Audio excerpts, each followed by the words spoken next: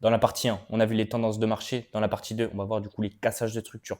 Donc, on a vu qu'il y avait différents types de tendances, chacune avec leur spécificité, donc des highs, des lows. Et du coup, les tendances, elles, ne sont pas indéfiniment dans la même direction. Donc, nous savons repérer la tendance. Maintenant, les cassages de structure, eux, vont nous permettre de savoir si la tendance continue ou bien se retourne. Comme la tendance, il existe différents types de cassages de structure. Il en existe deux, le BOS et le SHOSH.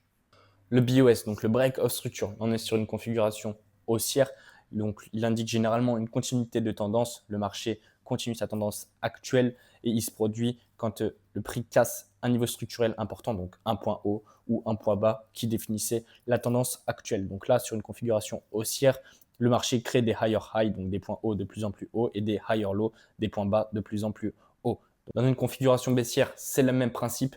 Donc le marché vient nous faire des points bas de plus en plus bas et il casse du coup les niveaux structurels importants, à savoir les points bas vu que nous sommes en tendance baissière. Il vient chercher toujours des points bas de plus en plus bas et des points hauts de plus en plus bas.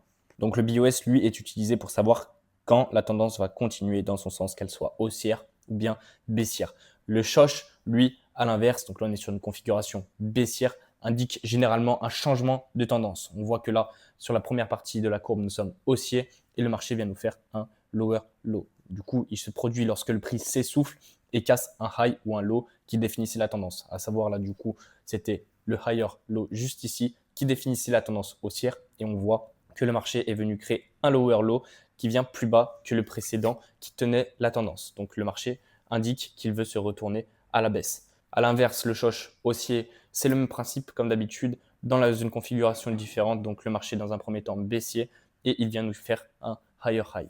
Donc le point haut qui tenait la tendance sur cette tendance baissière, c'était celui-ci. Et on vient nous créer un higher high, un haut plus haut que cet ancien point haut qui tenait la tendance baissière. Donc le prix indique que les acheteurs reprennent le dessus sur les vendeurs et que l'on va repasser acheteur. J'espère que cette vidéo t'a plu. N'hésite pas à la liker. Si tu veux un PDF détaillé, commente BOS sous cette vidéo.